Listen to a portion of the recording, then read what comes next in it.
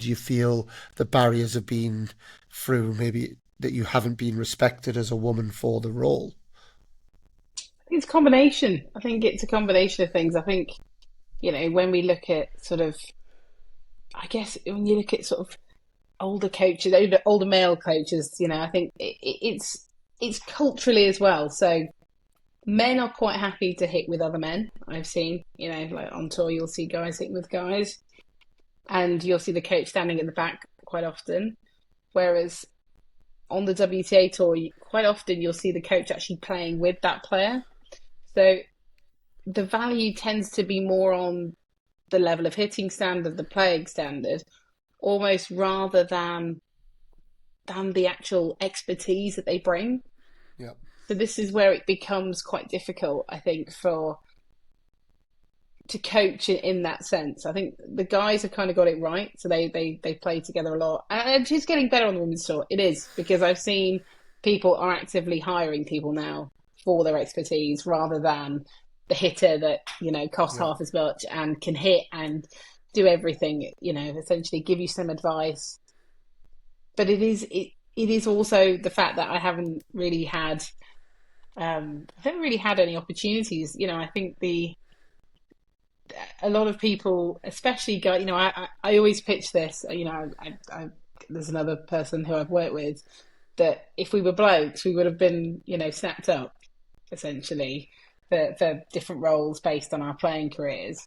Yeah. Um, but it's very different when you're a female. I think those opportunities are almost few and far between. But we do bring a completely different perspective.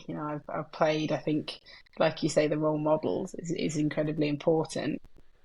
And I know that the LTO are trying to make a shift to get more females, to keep them. But Are I they? think Are there's, they? Are they? Or are they just?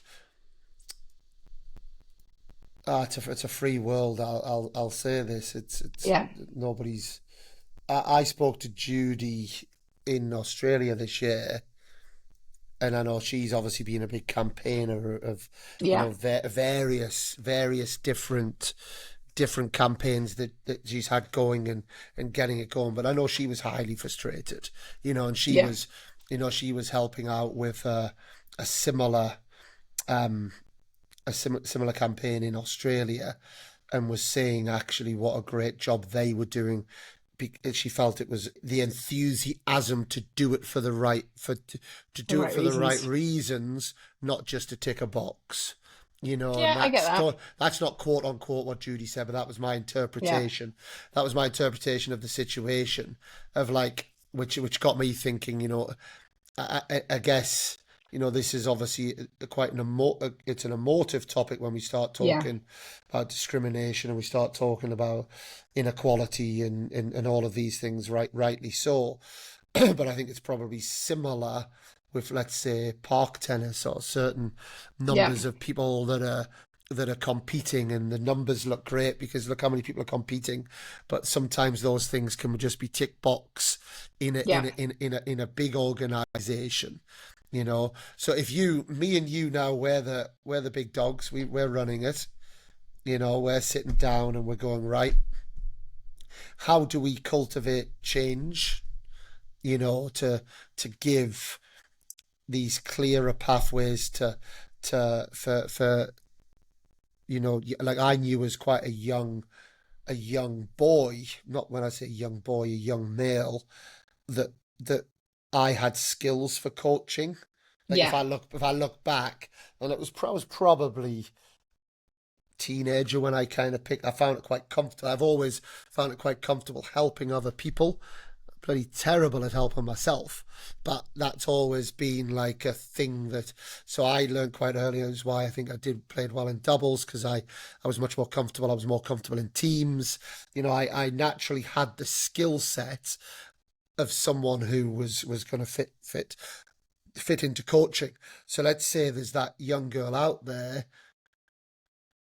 What are we doing to put in place that there's a real career out there? There's a yeah, there's a proper career out there for you, and and this is what you can do. You can have that absolute ambition. There's not going to be barriers in the way. If you're the right fit, you're the right person, you get your expertise, you've got this. How are we going to cultivate that change? Well, you are, because I'm passing that on Yeah. to you. It's actually interesting. Just I'm actually on it's called Inspire program. So it's actually to get female people into leadership positions, because it's one of those things.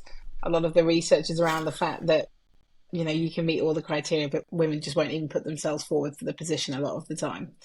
So it's been Well, that's a really interesting. cool program. Yeah. So I That's think that's one of that's the things. So sometimes you because can meet all the I've struggled to criteria. get females on the podcast.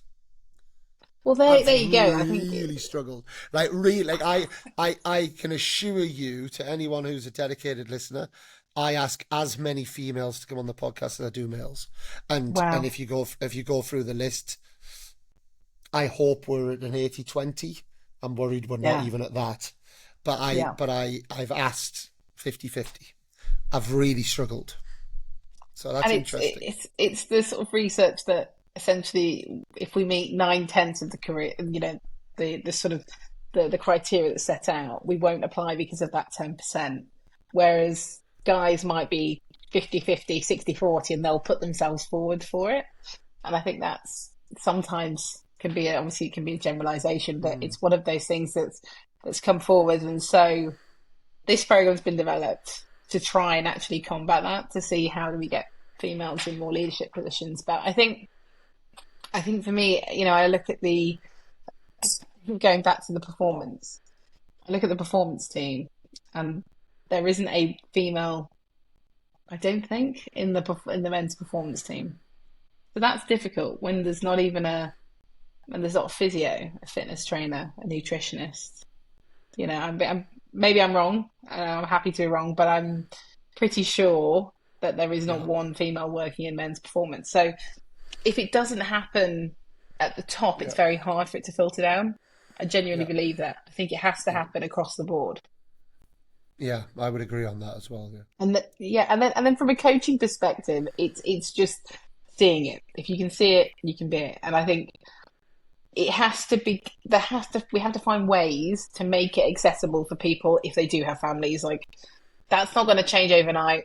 Elliot's not going to start staying home with my daughter, with Florence, and doing all that stuff. It's just, culturally, it's just not going to happen overnight. yeah, He's getting better. He can load the dishwasher now. He's getting better, but it's small steps in the right direction. And I think this is one of those things where a job share needs to come in. For instance, to have somebody, with great expertise, but if they can only work 10 till 3 or whatever it is, why can we not, value their skills still and make it accessible to them, rather than going, oh, actually, this person needs to be here from 7 till 7. And it almost excludes everyone from that experience. If they've got, if they're a very high level coach, but they have got family, blokes included, they yeah. need to be able to have the flexibility.